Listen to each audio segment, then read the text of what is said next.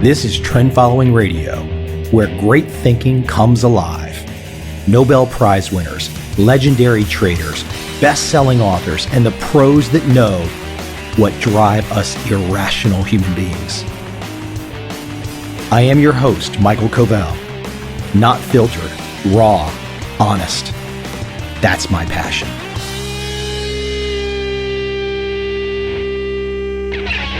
So this is going to be my controversial podcast episode. I do consider him a friend, and I met Tim Sykes back doing my film, and I was putting together the cast for the film, and this was, I guess, fall of 07, 08, I can't remember exactly, and I saw this guy who was getting all this press up in New York City, and he was causing all this ruckus, and basically he was talking about government regulation, and that how government regulation really wasn't doing such a good job. And so I met with Tim, and I can't remember, it was a park in Lower Manhattan, I think right near NYU. And, you know, it was entirely insane. We both had a fun time. It was entirely insane. And I think we ended up having like a wrestling match or something in the middle of this park. And, but we've kept in touch over the years, and I have to give Tim credit. Tim reached out to me spring of last year, spring of 11, and he said, "Hey, you got to go to this event in Napa Valley." And I was like, "Well, what event? What are you talking about, Tim? What the hell event do I got to go see?" And so it was an event for Tim Ferriss, the author Tim Ferriss, who wrote the 4-Hour Workweek. And so I went ahead and I was like, I don't know, it was less than 10 grand to go attend for like 3 or 4 days. And so I signed up, went up there, and it was great. I mean, I have to, so I give Tim Sykes credit for saying, "Hey, go to this Tim Ferriss event," because sitting down at that event for 3 or 4 days and really learning from some really, really bright brand marketing strategist, it was great. And it's really affected how I think about my world and how I think about trying to get the message of trend following out. Well, guess what? My conversation with Tim Sykes that's about to follow is not about trend following. Tim Sykes is a very successful entrepreneur, and he promotes an entirely different strategy than trend following. Nothing to do with trend following. And you know, people can say, "What's the connection?" Well, I'm telling you the connection. I mean, you know, I respect him as an entrepreneur. Now, and his strategy is he's involved in penny stocks, and he's basically helping people with small accounts now. And I don't follow Tim's strategies all the time or anything like that, but you know, he's been using this phrase "pump and dump." He didn't invent it, but he's been using it for a long time. And so then here I am watching in the last couple weeks Facebook, and God, it's hard not to think of the term pump and dump. So, you know, I think you'll enjoy this. I mean, Tim is an extremely hard worker, and he's an interesting guy. And I always have fun sitting down with Tim Sykes. And here's a little secret he probably doesn't want you to know. He's actually really normal and really shy in person, but true, 100% true. So anyways, I hope you enjoy.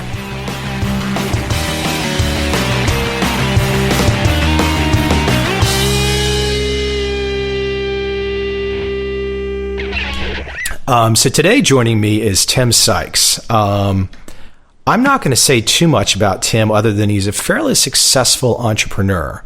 And, you know, the little search buttons out there allow everybody to get all kinds of details. But I've known Tim for a bunch of years. He appeared in my film.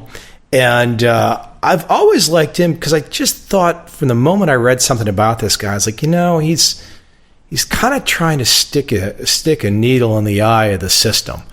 And I personally relate to that. So we're going to talk about a lot of different things today, and mostly to really get into the mind of an entrepreneur. And anyway, so Tim, welcome. I appreciate you for popping in today.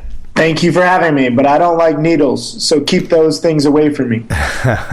Well, have you had acupuncture? I've done it. I had it. That's why I hate it. I had surgery on my elbow and I had acupuncture, and I thought the world was ending. Didn't do anything for you? No, well, it made me believe in the devil, but that was about it. I fell asleep. But well, some of us are just more accustomed to evil than others. Yes, my upbringing has got issues. Let me ask though.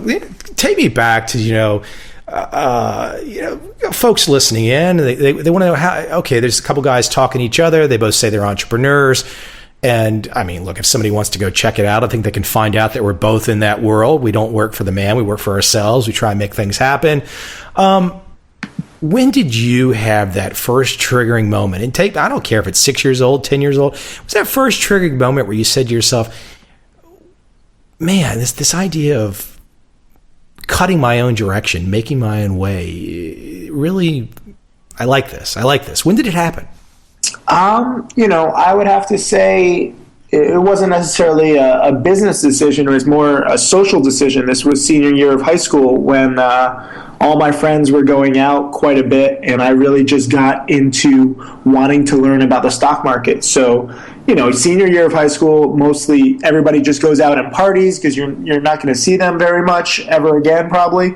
And I was just sick of my friends, and so I ditched them, and I pretty much spent the entire year studying the stock market, and I took a lot of heat from it. My friends thought I was very selfish, but I got very into wanting to learn, and I just had to turn everything else off. Okay, but I'm talking to Tim now, who's a successful guy, a decade plus past that. Okay, but back at the time to make that decision, what were you seeing in society or life that said to you, I'm going to let go of, because I did the same thing, but here's where it pisses me off. I did it 3 or 4 years after you did it. So I'm always envious of people that did it earlier than me, that people that let go earlier. What? Hold on one sec. This doesn't sound good. No, that's my, I always keep my alerts on for potential trade opportunities. So I turned it off. I don't need to trade right now. I just like being alerted. And this is for what? Interpol or what? That's just the sound. I can change it to an animal. Sometimes I use like a cow. It moves.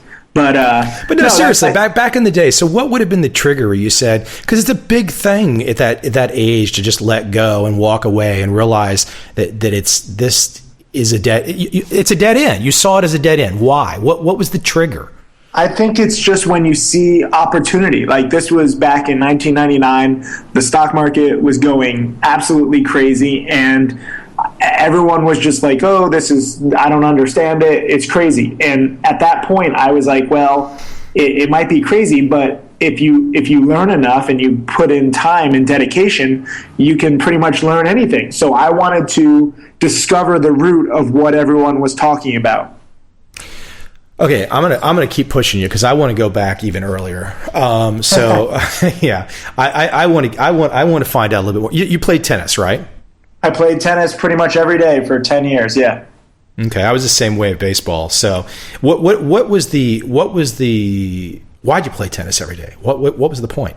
Well, it was pretty much because I wanted to get into a good school, and me being a Jewish athlete, this was my only sport where I was decent. I couldn't play basketball or football or baseball, so tennis is a little more using your mind. So I had my advantage, and it was really, I enjoyed it, but my parents really pushed me to use it to get into a good college. And I ended up, it was ironic how it all turned up because, they pushed me too hard. I pushed myself too hard. I ended up getting injured, and that got me into the stock market. Did you, when you played tennis, what was the motivation? What was the drive? I say, I wanted to get into a good school, but look, I was the same way with baseball, and I didn't get into a good school with baseball, but I wanted to win. Like I wanted to win bad all the time. That's all I wanted to do was win. Was that part of your motivation or not really? I don't understand people that just care about winning for the sake of winning. I know there's like a drive. It's the eye of the tiger. I'm always looking for results. If I win a lot, then I get into a good school and I get press and I get girls. There's things that come with winning. I never just want to win for the sake of winning. I'm just much more, I don't know what the word is, evil, I guess. No, I like that though, because I mean, I think back, if it makes me think about myself, because I mean, Schwarzenegger used to say that in the weightlifting world, he said a good pump was better than sex. And I would have to equate hitting a home run squarely is right there, at least in my memories of hitting a home run. So I guess when I look back about my motivations, maybe I should have been more focused on the purpose of playing all that baseball. Yeah, I mean, I didn't get a thrill. I mean, I liked hitting the ball hard, but I wasn't like, oh, I must hit the ball hard. I wasn't like an adrenaline junkie for that sake. It was much more calculated. Everything I've done is pretty calculated, even though it might not seem that way to outsiders. But there's usually, I do things for a reason, and that's just the way I live. Yeah. Well, let me. You mentioned, and I think when people do a little more searching or whatever, they're going to find out you're a pretty opinionated guy. I'm an opinionated guy. A little controversy always follows people that are opinionated. And look, Frank, that's just the way the world works. I don't wake up each day trying to appease everybody. If I did, I'd go crazy. So, but tell me, before we even get into any just kind of where you've moved to today and whatnot, so you make this transition. You say, well, gosh, I'm going to do all this studying of the stock market. Well, what does that mean exactly? What did you start studying and what did you start doing? And what was the nexus? What was the beginning? Just a ton of chart patterns, just, news and seeing how news can influence chart patterns, and trying to find the most predictable chart patterns, find, what is the best to buy. I mean, at that point, I didn't know short selling. I was just constantly looking for news. I used 3 computers in my high school library. I became good friends with the librarian because each computer, one was like PR Newswire, one was like Globe Newswire, one was Business Wire. So I was just obsessed with sucking up all the news and then quickly looking and seeing how the stocks would react. And that was the beginning of my, education of my trying to put together, certain catalysts that are important to watch because news drives stock prices. And, I don't think that you need to be like CNBC where you're tracking every piece of news, but I think that if you learn what news matters, you can be much more selective and live much more of a healthier life rather than always looking at the headlines. But when I first started, I had to look at everything to whittle it down. Well, obviously, in my world, and I think a lot of people that follow what I do, they'd be like, well, Coveil, what the heck are you doing talking to this guy? He's talking about something that's completely opposite to this systematic trend following, no news. And that's true. I don't do what you're talking about, but I'm curious about it because I think and I'm even more curious about your entrepreneurial aspects because, often when we've met with each other, we don't even talk about trading. We're talking about the entrepreneurial side of things, but even get more into the detail there. So you're a guy, you don't know anything about trading, right? I mean, you don't initially, right? You just become your way. Look, I stumbled into this idea of the turtles and the trend following way, and that's how I stumbled into Wall Street. You stumbled into a different direction. What were you initially seeing and what was motivating? What was the edge that you thought you were seeing with all this news? Yeah, I mean, at first I didn't know I wanted to be a trader. I mean, my parents gave me my bar mitzvah gift money. I tried investing, and I was just watching like my 3 stocks, like Viacom, Boston Celtics, and Business Objects were my 3 first stocks, and they weren't doing anything. And I was like, oh my God, this is taking forever. So while I'm waiting for these stocks to do anything, I got into trading because I wanted the action. And with a small account, Hold on, you just told me you're not an adrenaline junkie. What's going on? Was there a contradiction? Once you not adrenaline junkie, but waiting for stocks to do something for 3 weeks. There's an in between like somebody who wants to trade all the time and somebody who's just willing to sit on a position for a month. Right. I just wanted my account to budge. Like, I started with 12,415. After like a month, I was at like 12,600. I was like, oh my God, this is terrible. And this is me wanting to learn. So I'm tracking every piece of news about these companies and their competitors, and they just weren't moving, which led me to get into trading, but I couldn't afford to trade the high flyers of the day like Yahoo and Netscape. So that led me to penny stocks, and penny stocks were moving, and it seemed that there were predictable patterns. I mean, back then, all you had to do was add a .com to your company name, and your stock would surge 200, 300% over a few days, not all at once, because the penny stock world is very inefficient. Not too many people are watching it, so it was much easier to trade those than something that appears on CNBC, where within 10 minutes everybody knows what Yahoo is earning. Yeah.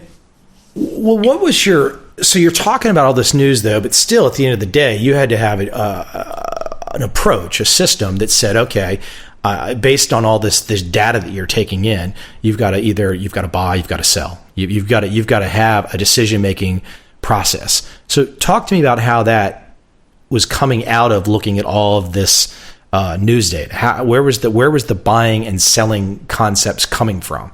Yeah, for sure. I've always found that the simplest stuff works the best. So I was literally just focusing on new 52-week highs, looking at the breakouts and seeing what the news was. And so, I mean, I must have done this, 10 or 15 times in the span of a month, where the company would add the .com to their name. I would only find it either by the news or because it's hitting a 52-week high, and then I hold for 1 to 3 days, and I make 20 to 50%, and then I sell. It was pretty amazing how consistent it was, and the pattern evolved eventually. Like at first, I was buying these stocks at around 3:50 p.m. Or 3:55 p.m. right before the close, in order to sell the next day into the morning gap up sometimes. But as more and more people saw that this pattern was working, I had to buy at 3:45 p.m., then 3:30 p.m. And then after a few months, I wasn't even holding the stocks overnight because the stocks would gap down. So it was kind of cool to see how, with the news, with the chart pattern, the pattern, became earlier and earlier. As more and more people started doing it, I had to be earlier. And as long as I was earlier, it was like riding a wave. It was like surfing, a wave of idiots. In my world, obviously, I spend a lot of time telling people about how they can get away from the screen. And I talk to people about trading weekly bars. Okay, and I understand from a perspective of like time management that can be a lot more attractive to people. But on the flip side, and I was talking about something completely unrelated this morning, the fact that somebody does have the time, or is of the age, or is inclined to get in front of the screen, I guess you were proving that there was a way to make some money. Yeah, I mean, it's low-hanging fruit in the penny stock world. It still exists today because no one's interested in, or not many people are interested in earning a few hundred or a few $1,000s. So it's like the gutter world. I picture like a whole marketplace of homeless people selling used goods to each other, and that's kind of what this is. And it's not very efficient versus the big game where you have billionaires and they have teams of analysts and everyone's very well informed, and it's very competitive. There's not much competition, and because of that, there's just not a lot of money. Like the top penny stock traders in the world only make like $2 or $3 million a year, and if you get into the big trading world, I mean that's a few hours for big time traders. Yeah, So I want to wrap my arms around a little bit about your main concept, and I've not done a terrible amount of. Like I said, whenever we spend time together, we're just always talking about entrepreneurial stuff and probably things we can't talk about on the radio. But we can talk about it on the radio. I don't know what kind of radio show this is, but Howard Stern is very popular. Well, this one we'll save it for another day where we just go. We'll just have to save that one. But the issue though that I kind of see, that if I'm not mistaken about what you try and do, big picture wise, your biggest concept is that these penny stocks typically have these parabolic rises, and they typically get really extended, not unlike the charts that the trend following traders look at. The trend following traders say, like right now, like Apple, everybody can look at Apple. Apple probably looks right now like many of the penny stock charts you've looked at over the years, maybe a different time horizon, whatever, different valuation, but it's still the same kind of chart, that parabolic chart. And you and I all know how these parabolic charts end. It's the same way every time, every chart. So, I guess the big picture thing that you seem to be figuring out was these parabolic rises are going to stop. And so then how can I get like this asymmetric benefit from when the rise stops? Am I going the right direction? Yeah, I mean, I that was when I first started. I didn't know short selling. I didn't know. I can't even. Well, I really still can't even spell asymmetric. But like it was purely buying breakouts, catalyst-based breakouts in '99 and 2000. Then when the market crashed, a lot of people lost most or all of their money. I didn't lose anything because there simply were no more breakouts for me to buy. So I just stopped trading. And that is when I really got into learning short selling and then seeing these parabolic moves and seeing how they crashed. So I made my first million buying breakouts. I made my second million shorting parabolic moves. Well, no, but when you mentioned you're talking breakouts, which obviously is something that's in my world. So you were looking at breakouts was within a combination of news for both on the upside and the downside. Well, on the downside, it wasn't. It was more of a pure technical indicators. I mean, when I first started shorting, it was pretty interesting because if you go back to '99 and 2000, biotechs started crashing before the internet stocks started crashing, and biotechs are based purely pretty much on hype, and back then internets were all based on hype. So I figured, look, if biotechs can crash because it's all based on air, so can internet. And there wasn't any news saying like, oh, these internet companies aren't growing as fast anymore. It was more just breaking technical barriers. So I got a lot more technical on the downside. Buying breakouts, works because it was just the right market back in '99 and 2000. But I still prefer like catalysts. I bought JVA a few weeks ago at 10 because they had tremendous earnings and they've been basing for a while, and they went up to 14 within a few days. So the catalysts, specifically earnings or contracts, or back in '99 2000, adding .coms. Like if you have a kind of a hype announcement, like if you're on TV or something, that works well for small caps. But on the way down, I don't look specifically for news. It's purely technical. I mean, it's so different than trend following. I mean, it's so I say it's so different though. You're mentioning the breakouts, you're mentioning the technical. That's all very similar, but I think it's the news component. How do you go about? I mean, because I had somebody email me last night about this very issue. They're talking about the idea of all the news flowing through Twitter and whatnot. What is your way? I mean, sell me on the idea. I'm the skeptic. I'm the guy he's like, I like Tim, but I can't practice this strategy. This is not for me. How do you filter the news in a way that can be useful? Well, I've gotten lazy and fat in my old age. I used to be on top of the news and look for news and You were like a ninja last time I saw you though. You were fat. Well, now I'm Chris Farley in Beverly Hills Ninja. Before I used to want it a lot more. When you make several millions of dollars, you get a little lazy.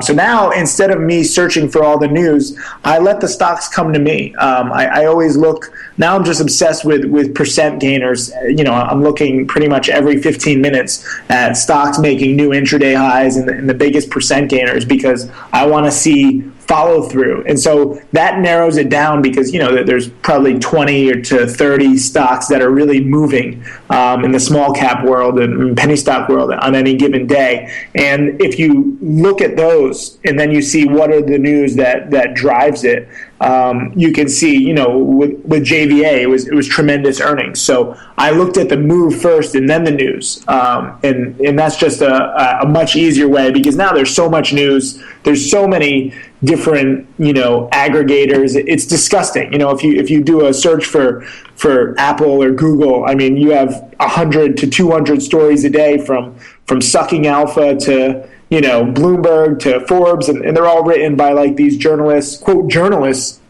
who make like $40,000 to $60,000 a year, aka people who aren't very smart because you look at your salary. Let me correct. I'm going to correct. I'm going to agree and correct on one thing. I always like seeing these great headlines from like Yahoo Finance or Reuters, whatnot, and then you look closely at who wrote the article, right? And then you're like, well, who is this person who's made this like a tremendous statement about the macro moves of the economy? And you Google the person, and they're like a recent graduate from Princeton, a literature degree with 3 contacts on LinkedIn. And that's the guy that just made this huge pronouncement about where the U.S. economy is going. You just shake your head and go, really? Yeah. And Seeking Alpha, you don't even need, your GED. They take content from anybody. So, you have to be very careful with the news, which is why I think the formula has been inverted for me, because now I care more about a stock price move, because these nobody wannabe journalists are not going to be able to move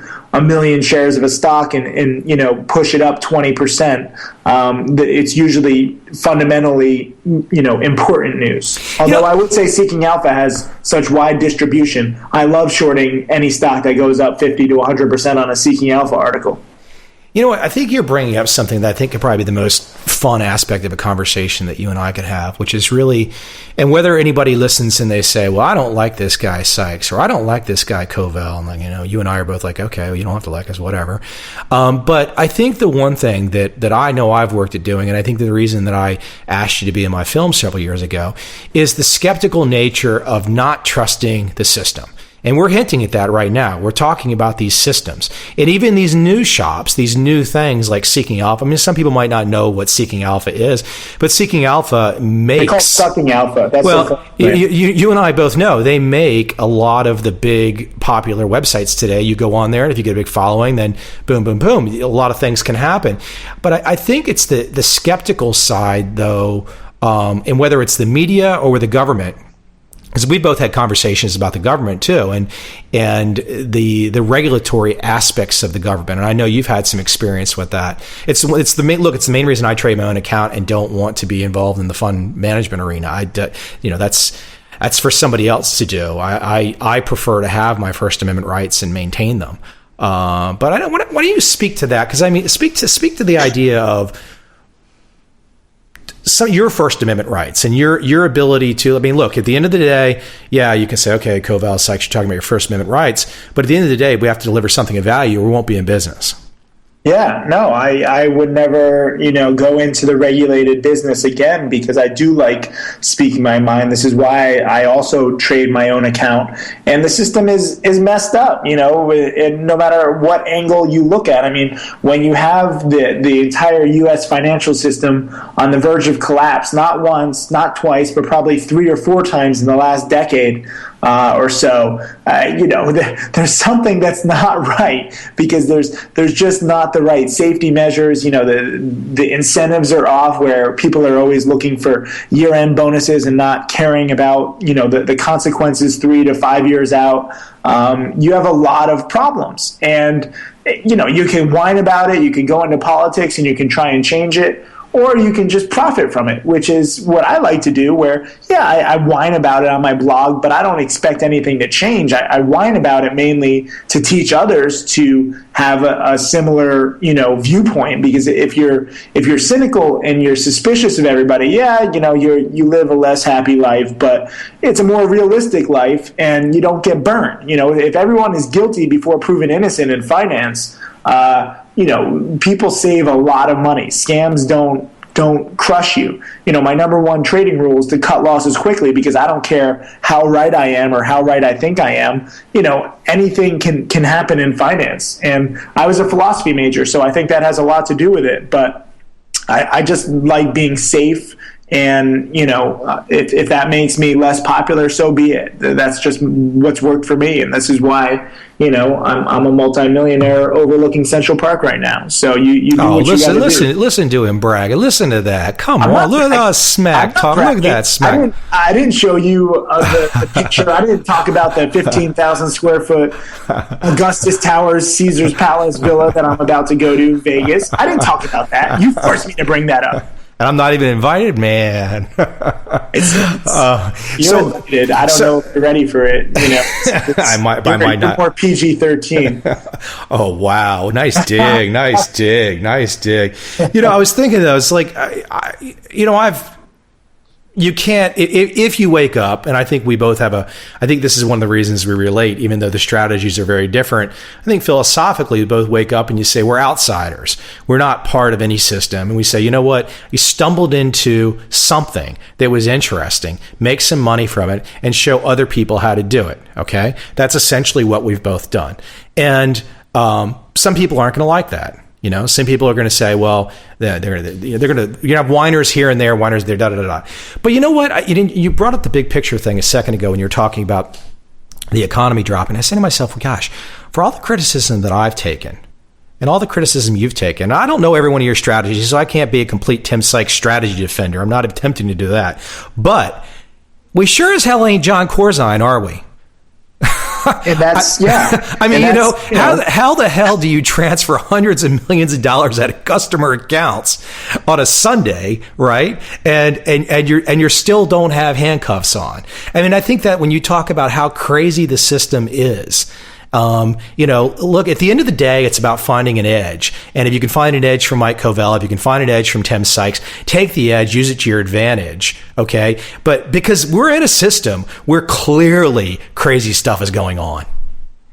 Yeah. And you just have to expect it. I mean, Corzine is an evil guy. There's a lot of evil guys on finance. The industry, I'm not surprised by anything anymore. And I think more people need to feel that way, even if they haven't experienced it, because just thinking like that will protect them a lot better. There's a lot of people that live very high-risk financial lives, and they don't need to if they would just be a little more cynical and less trusting. We are outsiders. I tried to be an insider. I tried to invest in with all the other cool financial bloggers, and I ended up suing them and getting screwed over by. So I'm never going to be on the inside. Even when I try to be, something happens and it pulls me back on the outside. Yeah, the outsider status will always work for me. I don't mind it. I enjoy it. I tried to pledge a fraternity, and one of the brothers told me to bring him a dozen eggs, but I was in the middle of a stock trade, and I made about $8,000 on the trade, and I got kicked out of pledging because I didn't bring the stupid guy the stupid eggs. So that's the story of my life. It's more about the opportunities that I see, and I try and take advantage of what I can without really giving into societal BS. Well, that sounds like we have something in common then. Yeah. Well, listen, we're both rich and happy and secure. Well, that is the key, though. The key part is happy. I mean, at the end of the day, everyone's got to wake up and do something. And they've got to make something happen in their life, and hopefully they're going to have friends and family to enjoy it, and you can deliver something to complete strangers that helps them too, and that's about all you can do. I mean, I don't know what else you can do, Let me ask you, though, you mentioned you're a philosophy major. So how did you come at some of these? I mean, is this some of this? I mean, if people are, look, I implore people, go check out Tim, what he does online, and you might see something that appears different than the conversation we're having, but you're very grounded and pragmatic in this conversation. Was this something that you got established going through the philosophy classes early on, or was it just something? How were you when you were a kid? Was this how you were when you were a kid as well? 6, 8? What were you doing at 8 years old? Were you at the lemonade stand, or were you some weird kid that no one talked to? Like an autistic odd kid or something? I really don't remember. I've drank a lot over the past 20 years that have killed those memories. But no, hold on. Your drinking has killed your memories of being an 8-year-old, a 10-year-old child. I'm just kidding. I don't believe that for a second. I'm partially kidding. No, I was always go do my own thing, whether it was playing tennis or when I was obsessed with winning at tennis, not for winning's sake, but to get into the good college, I would, work out for 4 hours running Yale Bowl up and down until like midnight, and people thought I was just crazy. But, I always do my own thing, and I love it. I don't think that I don't work well with groups. I have very strong opinions and philosophy. The whole kind of theory about the philosopher king, where, the philosopher is the smartest man when he knows that he knows nothing. And, it puts him on the outside of society, but society needs people like us because we are the ones who can think without, the group interference. And a lot of people, I hate to keep bringing up since they're such a small company, but, there's groupthink going on there, and it's headed by this evil person. And, everyone thinks like him, and they don't see from the outside what I see and what others see. So you need to be on the outside to really change, for the better, in my opinion. Well, I know you said you got to run to a webinar, so I don't want to keep you too long here. You got to go make some money. You're only giving I get the free time for a little while, so I want to thank you for popping in today. And I'll have to cross paths with you in Vegas. I've got to be out that. I'm going to be on the. Actually, I'm going to be. Are you back in New York City late, or when are you back there? I will be in Bali. Oh, great. So you're coming. I enjoy my life too. The beautiful thing about both years of my job and this new economy is that you can work from anywhere in the world. And, I got back from Italy. I gained a few pounds. I'm going to go to Bali. Maybe I'll lose a few pounds. I don't know. I've never been there, but I'll be adventuring. So if you want to come to Vegas, that's the next few days. It might be a little, past your bedtime though. Oh, appreciate it. Trying to look out for you, Michael. Learn from my mistakes. Unfortunately, without any details, let's just say Vegas knows me. I know Vegas. That's good. I think you should give a podcast from Vegas once upon a time and just be like, this is what happens in Vegas. Yeah, it actually happened. Well, a lot of things that happen in Vegas actually happen in a lot of other cities too, believe it or not. Well, the groupthink is what happens in Vegas stays in Vegas. So I think that you should prove that you're an outsider and break that rule. Yeah. Well, listen, I'm serious. I was talking to someone the other day about this. Though I did a podcast with someone down in Australia, and I'm very, very close to making it. It's either going to be Singapore, Hong Kong, or Saigon. So one of the three. Beautiful. I love Hong Kong. I actually have a layover there on the way back from Bali, so I set up a video shoot. So I'm going to do a video shoot with all these Hong Kong people, and it'll be dubbed. It should be pretty funny. How long are you going for? What's your trip? Is your trip schedule public, or is that your time frame? Yeah, I don't like saying exact dates. They might track you. I have a lot. The Sykes stalkers are going to track him down. I don't think you realize how many scams I've exposed, but I'm going for 2 weeks, and I'll be in. Hey, I saw something about the mobile death camps in China. So they've actually got trucks, these white paneled trucks, and once they convict you, they take you outside, they give you an injection, and they harvest your organs. Serious. Beautiful. Yeah, at least your organs are benefiting society. Yeah. So, but listen, have a good one, man. I'll catch up with you, and we will talk soon. Sounds good. Thanks. Okay. See you, Tim.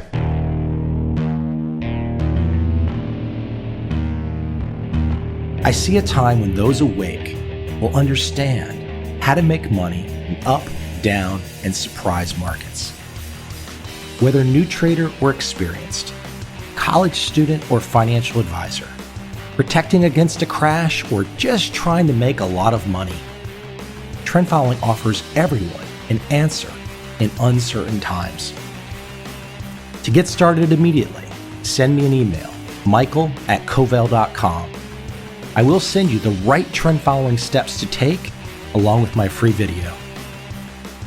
But if you want to buy and hold, trust the government and trust Wall Street, this is absolutely not for you.